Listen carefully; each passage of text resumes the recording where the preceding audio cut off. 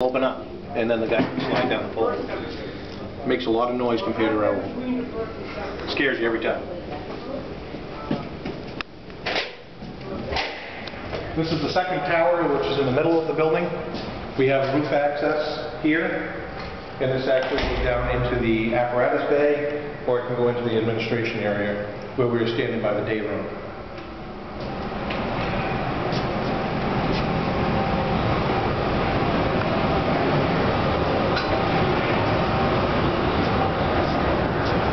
We come off the second floor into the apparatus bay. As you can see, it's a wide open space. The trucks across the street, as you've probably seen in the past, were pretty tight across there. We had 10 by 10 doors. These doors here are 12 by 14, so that we can get in and out of the building easier. We're actually able to work on our trucks inside now. We can open up all the compartment doors. We can actually lift the cabs on the trucks. They actually tilt up so that we do maintenance. All that can be done now internally into the building. And more importantly, all of our equipment's out in one area. We don't have to worry about stacking trucks so that we have to move one truck out to get the other one out to go on a call. That affected our response times, where today all the big trucks have their own doors. All the smaller trucks go out on the Elm Street side.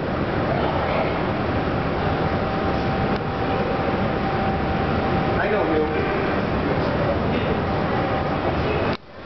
I want your signature. Yeah. You're famous. Wave to the camera. You've been on the camera a lot lately.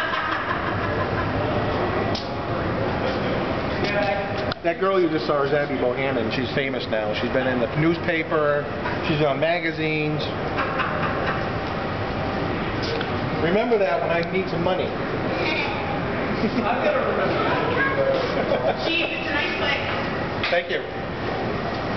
A lot of the problems that we had was with the amount of skill sets that we have to provide to the city for services. We didn't have a lot of area to store things unless it was in the basement. Everything was scattered everywhere. We've been lucky enough to build this mezzanine space upstairs here on the second floor behind the apparatus bay to store all that equipment. So now we have it all inventoried. We know what we have, we know where it is, and it's clean.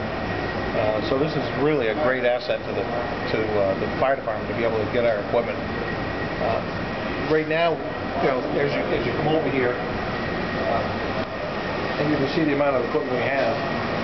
This is just stock stuff that we have to keep to do our jobs. Things behind the cage area. The city of Keene is the reception center for Vermont Yankee nuclear power plant. Basically, what that does is that if an incident were to occur over in Vermont, those people ought to come to Keene so that we can decontaminate it. Never happened, but we do have to prepare every year. Actually, the federal government comes in and tests us every 2 years. But this equipment here, we have it unlocked today, but typically it'll be locked. We have all of our meters and all the equipment we need to be able to operate that reception center here.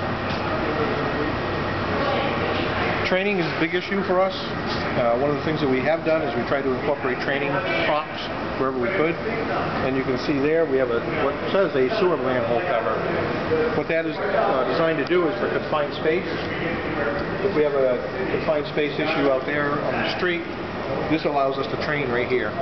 We have a manhole cover. We can actually be able to go down and package a patient and bring the patient back up through the hole. And all that can be done in a safe manner, but still have the equipment out and be able to operate it.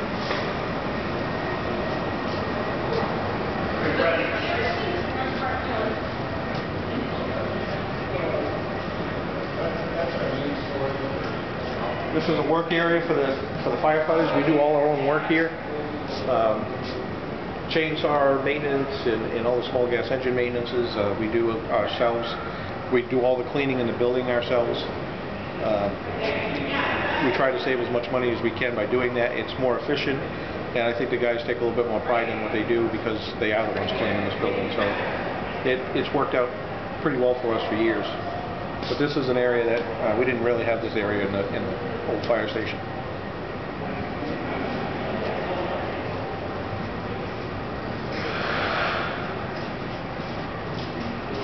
Main electrical panels coming in.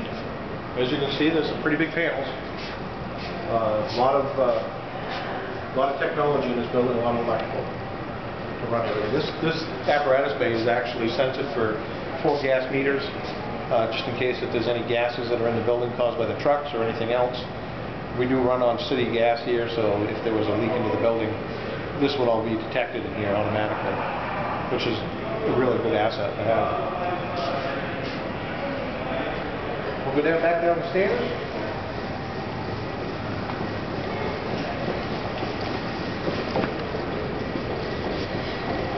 We have some storage area down there for our trucks, truck equipment. We have gasoline and that type of thing in a special room down there that's vented. So we're able to have all that in a special area.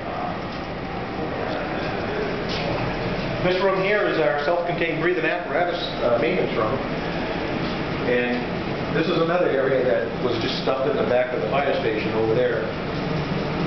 The reason this is important, as you can well imagine, is that the breathing apparatus is what the guys use when they go into a confined space or a hazardous area or fire. These bottles, there's about a half an hour's worth of air in them. If you're working hard, they get 15 to 20 minutes out of them. But this is where they do all the maintenance. We have our own technicians here so that we don't have to send them out and pay the extra money. Our equipment's worked on right here. We have all the testing equipment that we actually receive through a grant. So I think there's 5 technicians right now that actually are able to do all the work that we need to on the equipment. We just replaced those breathing apparatus somewhere around 3 to 4 years ago. Just so everybody understands what the cost of that would be. Just those packs alone, with 68 of them, it costs us $330,000. So it's a lot of money, but it's an essential piece that we have to have.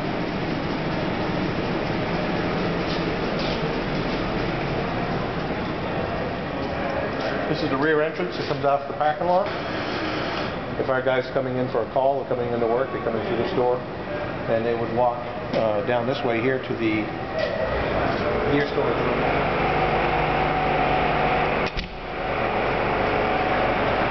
This room here is that gear wash room for our structural firefighting gear. That's the wash machine to clean them. That wash machine is very technical, as you can see. But basically it extracts all the carcinogens and all the contaminants out of the structural gear, and it also protects the coatings that's on those coats and pants to be able to make sure that we can go into fires. There's a thermal break inside those coats and in the pants so that they're able to enter into those hazardous areas. Basically, we can go into a fire today at ceiling temperatures of 2,000 degrees, which years ago we didn't have that problem because we weren't burning all these plastics and highly flammable couches and those types of things that are out there today.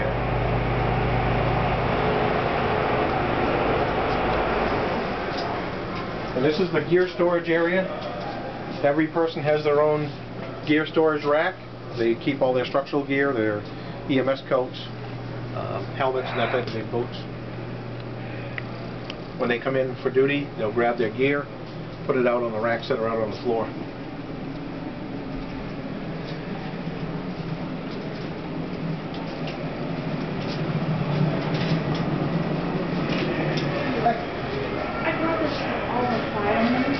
And I put my name on it so they wouldn't be afraid to eat it. Okay. And I know your wife, Holly. So, and she's had it before. It's my private recipe, but save it for the final food out. All right. That's great. Thank you. Did you get that on tape? This is basically the EMS storage room. We run 2 ambulances out of Central Station and 1 out of West Keene. And our ambulance service, of course, we have 13 paramedics. We're basically a ALS service. And this is just a storage area to be able to refill the ambulances up when they use the material. We do have some bulk storage upstairs, but the majority of the stuff is in this room that they can actually just keep putting into the ambulance, which is conveniently behind the ambulances, which is not the way it has been.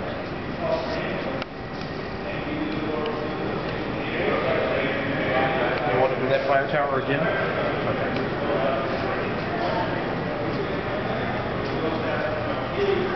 So this is the area we have for the apparatus. As you can see, all of our vehicles fit in here. There's been many rumors out there that the fire trucks don't fit.